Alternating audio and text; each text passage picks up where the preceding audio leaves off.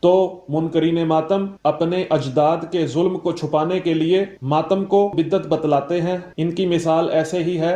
جیسے یوسف علیہ السلام کے بھائیوں نے ان کو کنویں میں ڈال دیا، اور جب یوسف علیہ السلام کے والد حضرت یعقوب علیہ السلام اپنے بیٹے کی جدائی کے غم میں روتے تھے اور روتے ہی رہتے تھے، تو یوسف علیہ السلام کو قتل کرنے کا ارادہ رکھنے والے ان کے بھائی اپنے باپ کو کہتے تھے کہ ابا روتے کیوں ہو؟ تو سامعین، سورہ یوسف کے اس واقعے سے اس بات کا ادراک ہوا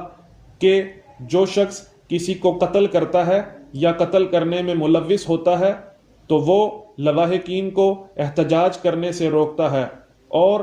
یہ تو ہر انسان کو معلوم ہے کہ جب بھی وہ کسی ظالم کے خلاف احتجاج کرتے ہیں تو وہ ظالم ان کی آواز کو دبانے کے لیے مختلف حربے استعمال کرتے ہیں۔ سامعین، آئیے آپ کو دکھاتے ہیں